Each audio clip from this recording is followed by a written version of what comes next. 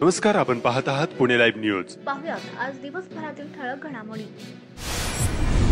राजगुरुनगर शहरातील वैशंपायन आळीतील एका घरासमोरील ई बाईकला गाडी स्टार्ट करताना आग लागली.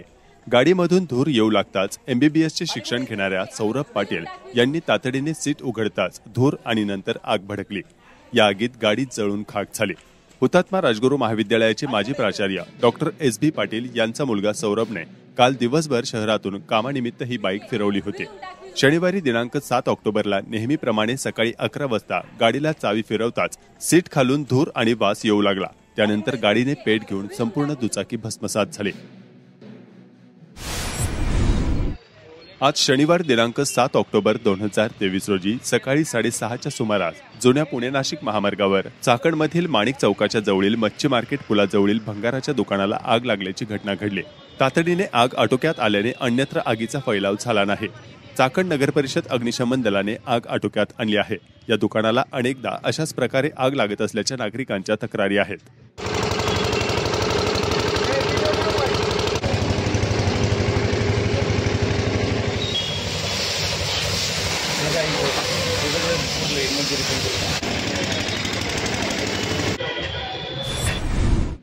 खेड तालुक्याच्या पूर्व भागात असलेल्या सेज क्षेत्रात शुक्रवारी 6 ऑक्टोबर रोजी संतोष रामदास दौंडकर या युवा उद्योजकाची धारदार हत्याराने अनेक वार करून हत्या झाली.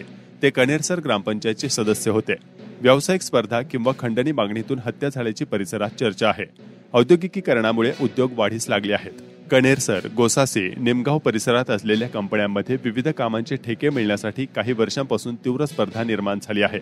संतोष रामदास दौंडकर, वय वर्ष 35, राहणार कनेरसर, तालुका खेड, असे शुक्रवारी सायंकाळी हत्या झालेल्या ग्रामपंचायत सदस्याचे नाव आहे. संतोष दौंडकर यांनी क्रेनचा व्यवसाय सुरू केला होता.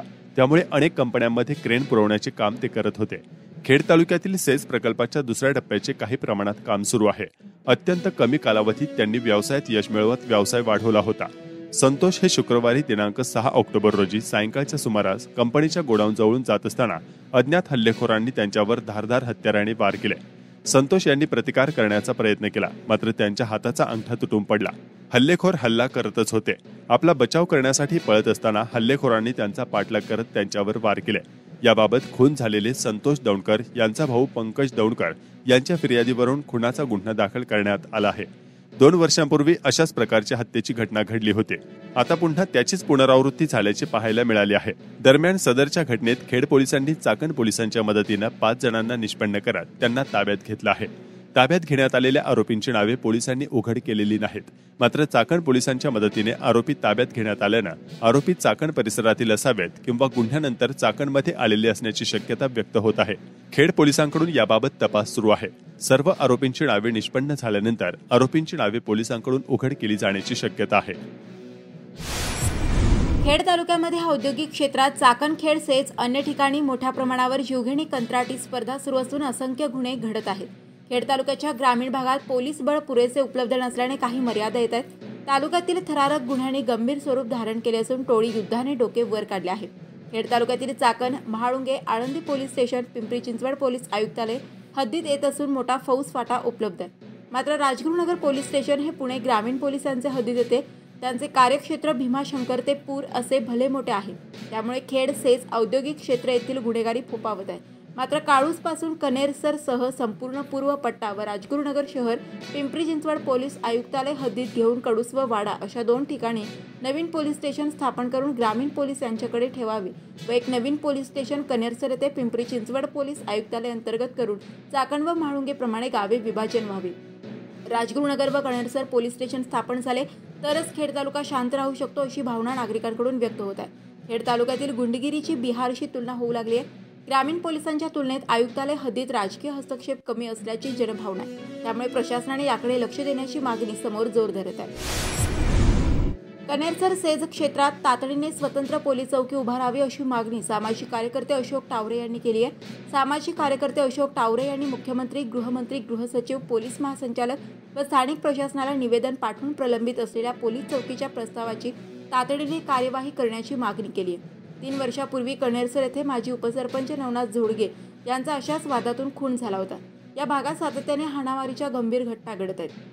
निमगाव येथील एका कंपनीस स्क्रॅपचा ठेका दिला नाही म्हणून स्क्रॅप भरत असलेल्या मजुरांना मारहाण केली व खुनाची धमकी अधिकाऱ्यांसमोर देण्यात आली होती.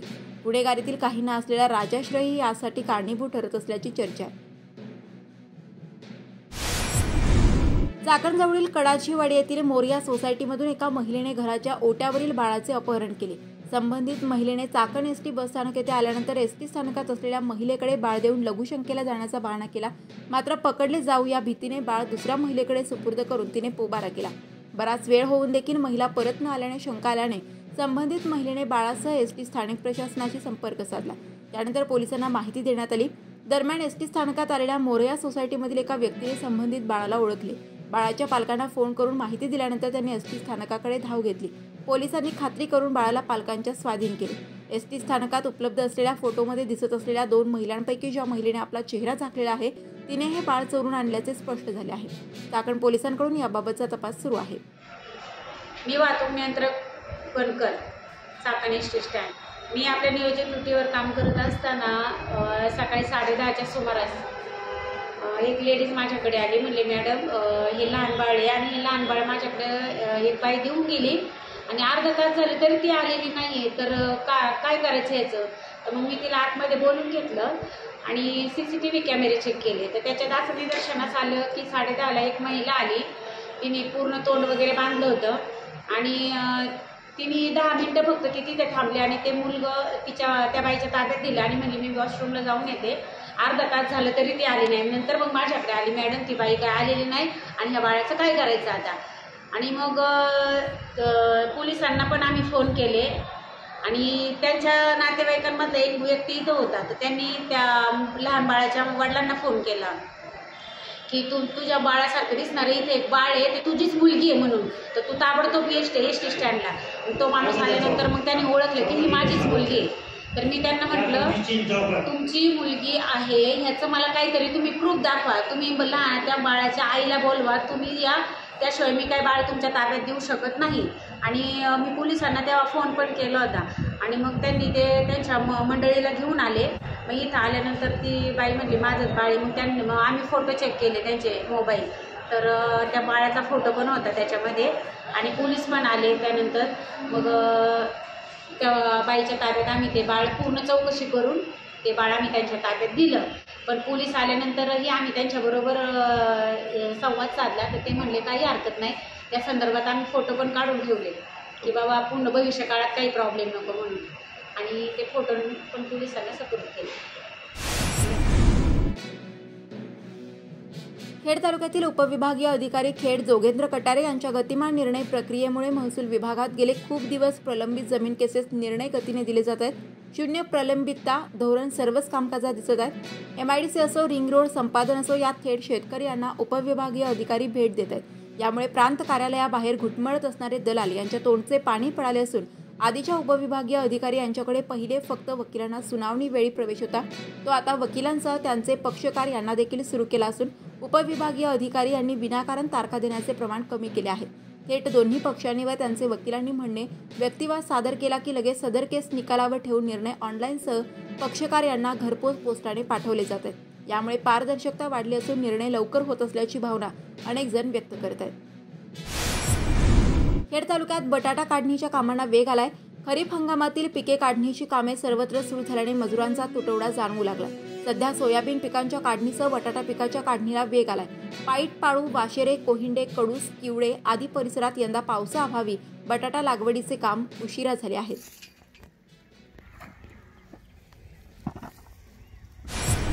परतीच्या पावसाने उसंत घेतल्यानंतर ऑक्टोबर हीटने सध्या अनेकांच्या अंगाची लाही होत आहे. सूर्यनारायण आग ओकत आहे. अनेक ठिकाणी सकाळी धुक्याची चादर आणि दुपारी कडकडीत उन्हाचा अनुभव नागरिक घेत आहेत. कडकडीत उन्हामुळे भर दुपारी पाळीव गुरे मिळेल त्या जलसाठा शिरून बसत असल्याचे चित्र खेड तालुक्याच्या पश्चिम भागात पाहावयास मिळत आहे.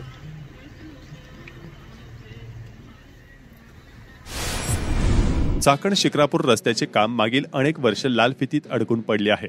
त्यामुळे अपघातांची मालिका सुरूच आहे. आज सकाळी मोहितेवाडी शेलपिंपळगाव या ठिकाणी अवजड वाहतुकीच्या वाहनाचा अपघात झाल्यानं माल रस्त्यावर पडला. त्यामुळे बराच वेळ वाहतुकीचा खेळ खंडोबा झाला होता.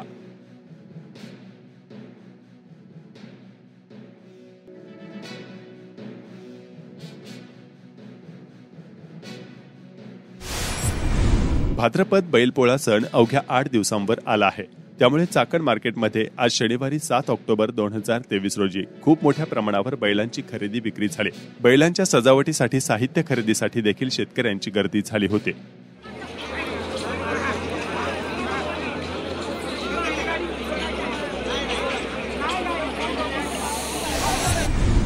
देशात तयार होत असलेल्या नवीन वाहनांची सुरक्षा प्रमाणीकरण चाचणी बुधवारपासून चाकणमधील ARI म्हणजेच automotive research association of India आणि दिल्लीतील ICAT international centre for automotive technology या 2 संस्था करणार आहेत। चाचणीनंतर या 2 संस्थांकडून भोसरीतील केंद्रीय रस्ते वाहतूक संस्थेला म्हणजेच CIRT ला अहवाल दिला जाईल। त्या आधारे वाहनांना स्टार रेटिंग दिले जाणार आहे। सरकारच्या बोलघेवड्या योजना आणि फसव्या भूलथापांचं पितळ उघड पाडण्यासाठी संपूर्ण महाराष्ट्रभर सुरू करण्यात आलेल्या होऊ दे चर्चा हा कार्यक्रम शिवसेना शहर कार्यालय राजगुरुनगर या ठिकाणी पार पडला। यावेळी विविध प्रश्नांवर चर्चा करण्यात आली।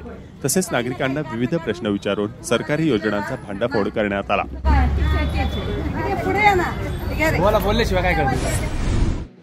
खरीप हंगामात खेड तालुक्यात सोयाबीन पिकाला अनुकूल वातावरण असते। सरासरी हजारो एकरमध्ये सोयाबीन घेतले जाते। दिवसेंदिवस त्याची लागवड क्षेत्र वाढत आहे।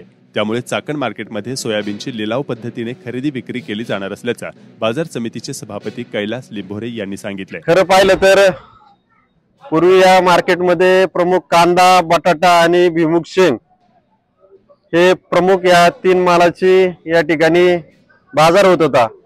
परंतु सध्याच्या काळामध्ये भुईमूग शेंगाची जागा ही सोयाबीनने घेतलेली आहे आणि खेड तालुक्यात नव्हे तर संपूर्ण पुणे जिल्हा असेल पूर्ण महाराष्ट्रामध्येच सोयाबीनचं पीक हे मोठ्या प्रमाणावर वाढलेलं आहे। 3 ते 4 वर्षापूर्वी या मार्केटमध्ये सोयाबीनच्या निलाव पद्धतीने हा व्यापार चालू केला होता। परंतु त्यावेळेस चांगल्या प्रकारचा प्रतिसाद मिळाला। परंतु त्यानंतर कोरोना सुरू झाला आणि कोरोनाच्या काळामध्ये पुन्हा एकदा तो सोयाबीनचा त्या ठिकाणी व्यापार थांबला आणि घरोघरी जाऊन आता व्यापारी ते सोयाबीन शेतकऱ्यांकडून त्यांच्या मनाला येईल त्या किमतीने घेत आहे। म्हणून अनेक आमची वार्षिक मीटिंग आता पाठीमागच्या महिन्यात झाली। त्यावेळेस अनेक शेतकरी आम्हाला भेटले, अनेक व्यापारी आम्हाला भेटले की तुम्ही आम्हाला पुन्हा एकदा या चाकण मार्केटमध्ये सोयाबीनचा हा व्यापार या ठिकाणी चालू करा निलाव पद्धतीने। त्यामुळे शेतकऱ्यांना अनेक व्यापारी या ठिकाणी आल्यानंतर शेतकऱ्यांना त्याच्या प्रतिवारीनुसार अनेक जण बोली लावणार असल्यामुळे एक चांगल्या पद्धतीचा माल, चांगल्या पद्धतीचा बाजार भाव त्या ठिकाणी भेटणार आहे। म्हणून आम्ही सोमवारपासून त्या ठिकाणी सर्व चाकणचे जे कांदा बटाटा आडतदार आहे त्यांना आम्ही सर्क्युलर त्या ठिकाणी आम्ही सोमवारपासून देणार आहे आणि शनिवारी त्या ठिकाणी आम्ही सर्व खेड तालुक्याचे लोकप्रिय आमदार दिलीप अण्णा मोहिते पाटील असेल, सर्व संचालक मंडळ असेल, सर्व आडते असोसिएशनचे प्रतिनिधी असेल यांच्या उपस्थित शनिवारी त्या ठिकाणी आम्ही त्याचा शुभारंभ या ठिकाणी करणार आहोत। खेड कृषी उत्पन्न बाजार समितीच्या चाकण येथील महात्मा फुले मार्केटमध्ये शनिवारी कांद्याची आवक 2000 क्विंटल होऊन कांद्याला 1800 ते 2300 रुपये इतका भाव मिळाला। नवीन गावरान बटाट्याची खेड तालुक्याच्या पश्चिम भागातून मोठ्या प्रमाणावर आवक सुरू झाली आहे। बटाट्याला 12 ते 14 रुपये एवढा प्रति किलोच भाव मिळतो आहे। तालुक्यातील बटाटे या ठिकाणी मोठ्या प्रमाणावर आवक झालेली आहे आणि बटाट्याची आवक होण्याचं कारण भाडं आणि पुण्याला जाऊन तिथं स्वतः शेतकऱ्याला जाता येत नाही, पण इथं म्हणजे समोर निलाव, उघड निलाव आणि येण्या जाण्याचा खर्च वाचल्यामुळे शेतकरी चाकणकडे आणि व्यवहारामुळे इकडे वळालेले आहेत आणि बटाट्याची आवक ही आपल्याच तालुक्यातून देवतोरण्यापासून म्हणजे पश्चिम पट्ट्यापासून तर या पुणा नाशिक रोड पर्यंत भरपूर प्रमाणात आवक झालेली आहे आणि पावसाचं सुद्धा कमी जास्त प्रमाणात होऊन सुद्धा पाऊस पोषक त्याला या ठिकाणी झालेला आहे आणि आजचे बाजारभाव 12 रुपयापासून 16 रुपयापर्यंत निघालेले आहे। 5000 पिशवीची नवीन बटाट्याची आवक या ठिकाणी झाली आणि जुने बटाटे आग्रा असेल, गुजरात असेल आणि इंदोर असेल ते नेहमीप्रमाणेच भाव 13 ते 14, इंदोर बटाटे 18-19, गुजरात बटाटे 12-13 रुपये असे या ठिकाणी भाव। कांदे 18 रुपयापासून 22 रुपयापर्यंत आणि कांद्याची सुद्धा बेतानीच आवक आहे, कारण वाखरीतला माल शासनाच्या आधारभूत किमतीमुळे बाजार वाढण्याची शक्यता नसल्यामुळे शेतकऱ्यांना 22-23 रुपयापर्यंतच मालावर समाधान माना। खेड तालुक्याच्या पश्चिम पट्ट्यामध्ये दरवर्षी सालाबादप्रमाणे याही वर्षी चांगली बटाट्याची लागवड झालेली आहे। त्याप्रमाणे पावसाच्या वेळेत आणि प्रमाणामध्ये झाल्यामुळे चांगलं उत्पादन, चांगलं गळीत झालेले। त्यामध्ये प्रामुख्याने आजच्या बाजारामध्ये लाल बटाट्याला जास्त मागणी। त्याचं कारण उत्तर प्रदेशमध्ये किंवा झारखंडमध्ये लाल बटाट्याला चांगल्या पद्धतीचं त्याला प्रतवारी करून जर माल पाठवले तर चांगला बाजारभाव मिळतो। त्याच्यामुळे 15 ते 16 रुपये आज लाल मातीचे बटाटे खापलेले आणि काळे मातीचे बटाटे 13, 14, 15 रुपये खापलेले। लाल मातीचा बटाटा असो किंवा असो, हा बटाटा जो जाती बटाट्याच्या ज्या जाती त्यातला जो सुपर ज्योती म्हणला जातो त्या पद्धतीचा हा लाल मातीमध्ये सुपर ज्योतीचा बटाटा पिकवला शेतकऱ्यांनी।